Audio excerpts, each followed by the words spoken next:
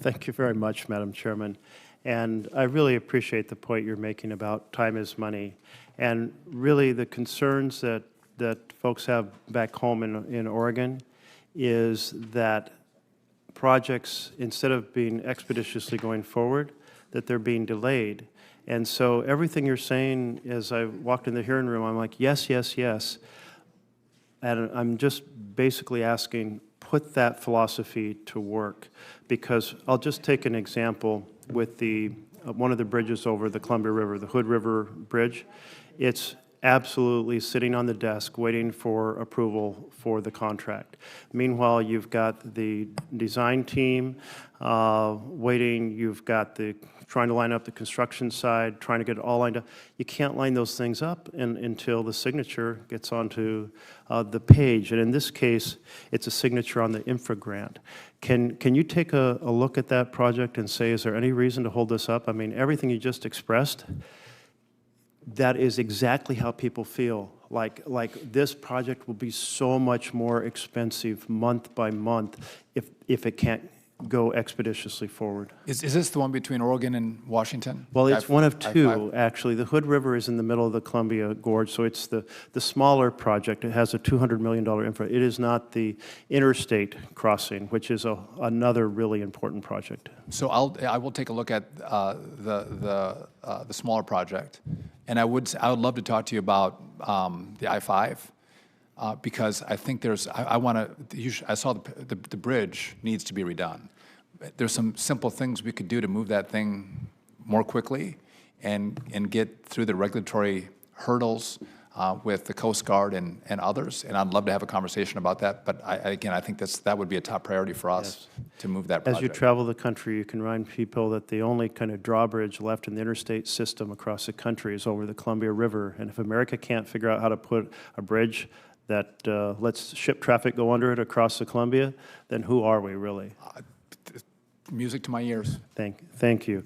Well, so that Hood River project is one.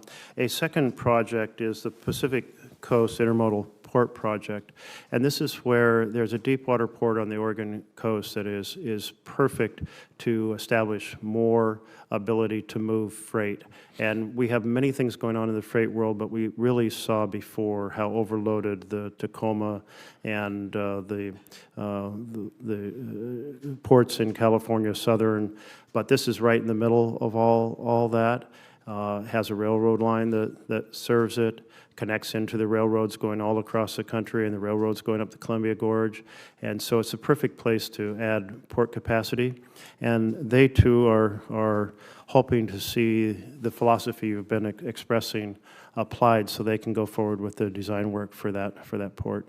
Is this the Coos Bay? This is Coos Bay, yes. Yes, I've had internal conversations with the administration.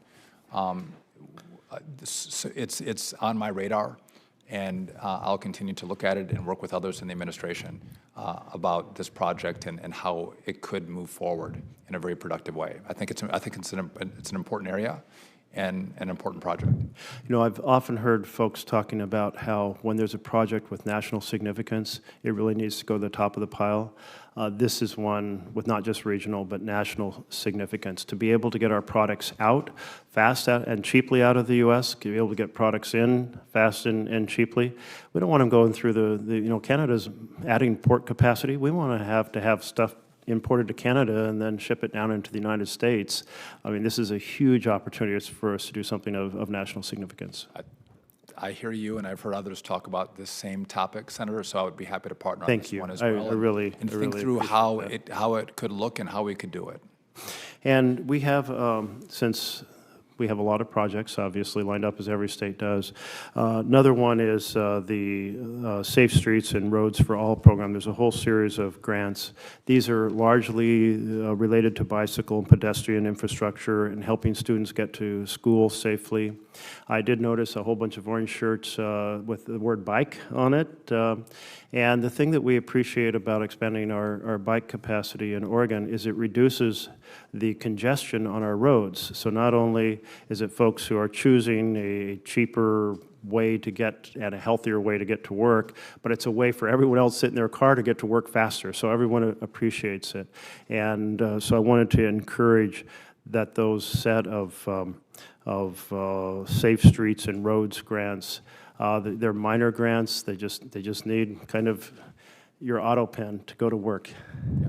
Again, the Congress was clear, and I'm going to abide by the will of the Congress. I'm not going to hold up any projects. And again, bikes are healthy.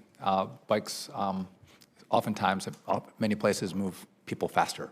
You know, in the Investor years I roads. was working here in DC in the 80s, I biked everywhere. I always beat my friends in cars. By the time they could figure out a parking space, I'd already been on location 15 minutes. Anyway, thank you so much. And now people are riding scooters, so scooter or bike. It's a whole new story.